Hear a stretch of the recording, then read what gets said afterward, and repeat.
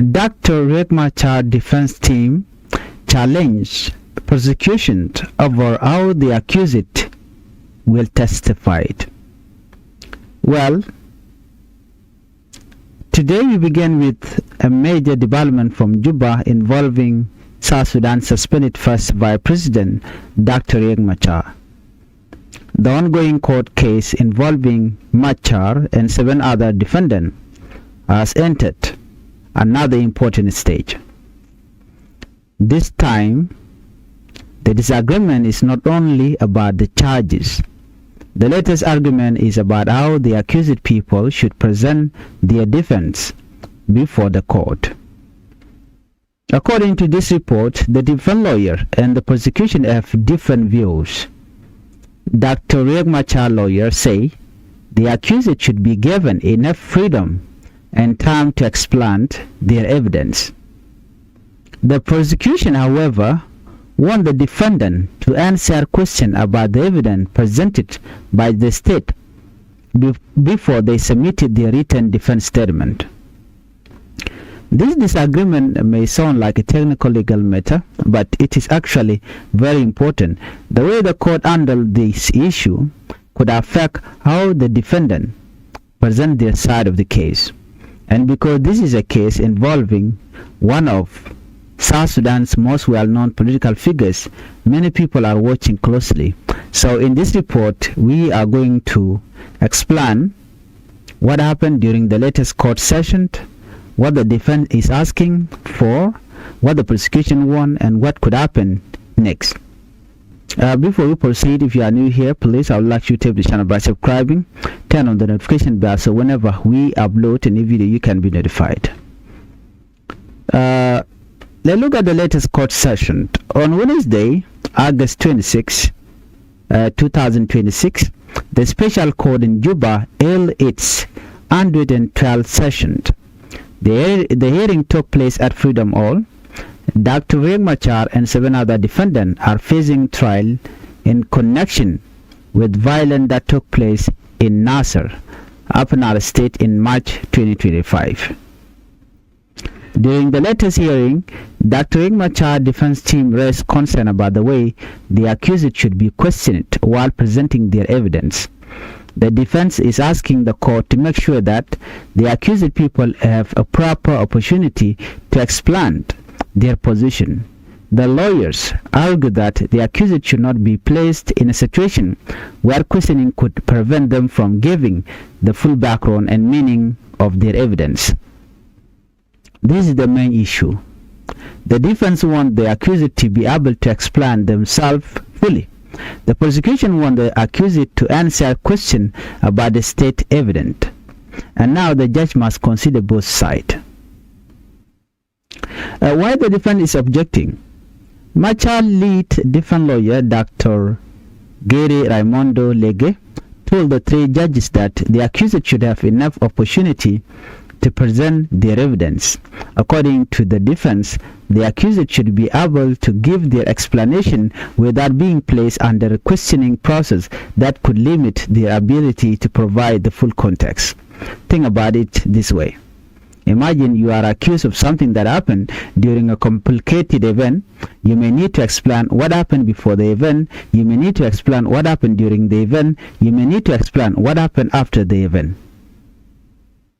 You may also need to explain what you knew, what you did not know, what instruction you received, and what action were taken by other people. If you are questioned before you have a chance to properly organize and present your explanation, the defense believes important information could be missed. That appear to be the concern being raised by Dr. Machar lawyers. The defense therefore want the court to follow the procedure that had already been used earlier in the case. Well, during the hearing, the defense also pointed to something that has already happened in the case. 4 of the defendants have already submitted written defense testimonies. They are Honorable Port Counsel Mam Paldur, Gadwi Lampoch, and Lieutenant General Gabriel Dwoplam. The defense argued that because 4 defendants have already followed these procedures, the court should continue using the same approach. In simple words, the defense is saying if the process has already been accepted and used for some defendant, why should it now be changed for the other? The lawyer therefore asked the judge to reject the prosecution counter application. They want the remaining defendant to be allowed to proceed with the written defense statement. So what does the prosecution want? Now let us look at the other side. A prosecutor recently filed a counter application asking the court to question the defendant about prosecution evidence before allowing them to submit their written defense statement. This means the prosecution want to examine the accused on the evidence that has already been presented by the state. The prosecution believes this process should happen before the written defense statement are submitted. This has created the current disagreement. The defense said give the accused the opportunity to present their full defense. The prosecution said let the accused answer a question about the evidence first. The judge now have to decide how this part of the trial should move forward.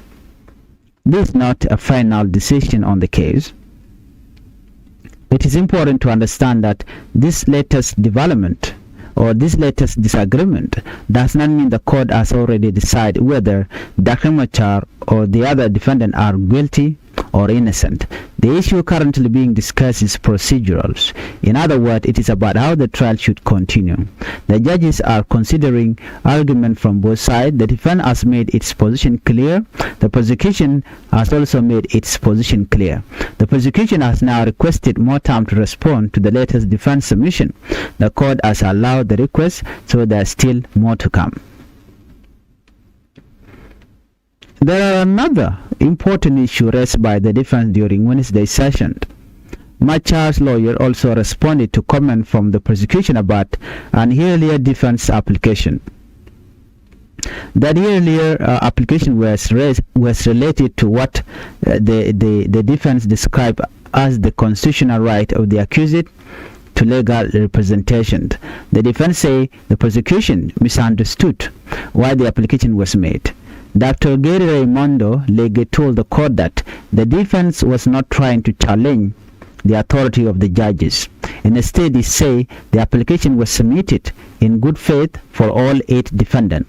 This is an important point. The defense wanted the court to understand that it was not attacking the court, it was asking for clarification. So, why trust between lawyers and clients matter? The defense said the earlier application was meant to clarify issues affecting the relationship between the accused people and their lawyers. That relationship is very important in any criminal case. A lawyer needs to understand their client. The client needs to trust the lawyer. The lawyer needs to know the client position. The client needs to feel that the lawyer is properly representing their interests. If there is confusion or mistrust between defendant and their lawyer, it can make the defense more difficult. According to Lege, the defendant wants clarification so that such mistrust would not develop. He argued that clarification would actually strengthen confidence in the court process. In other words, the defense said its goal was not to weaken the court. Its goal was to make the process clearer. During the hearing, Lege also emphasized the defense team's respect for the court. This is significant because lawyers often challenge arguments made by prosecutors. That is normal in court. The defense does not have to agree with the prosecution. The prosecution does not have to agree with the defense. But both sides must respect the court. According to Lege, the defense application was made respectfully and in good faith. The defense believed the prosecution response did not fully answer the concern that had been raised. So, the lawyer wanted the judge to consider the issue carefully. Lead prosecutor Ajo responded during the hearing. Ajo said the prosecution had received the defense latest comment.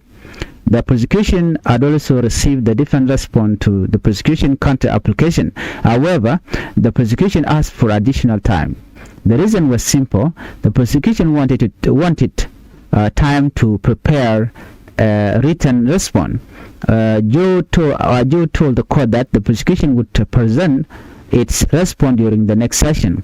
The judge agreed to give the prosecution more time. Judge Stephen Simon, one of the 3 judges on the panel, then adjourned the proceeding.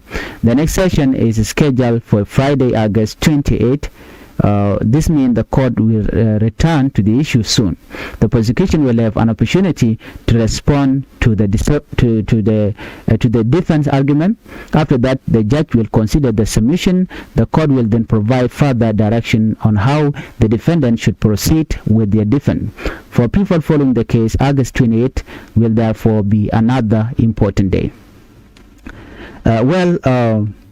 If you are new to Changfied YouTube channel, I would like you to be channel by subscribing, turn on the notification bell so that whenever we upload a new video, you can be notified. Thank you for watching and bye-bye. Let me meet on the next video.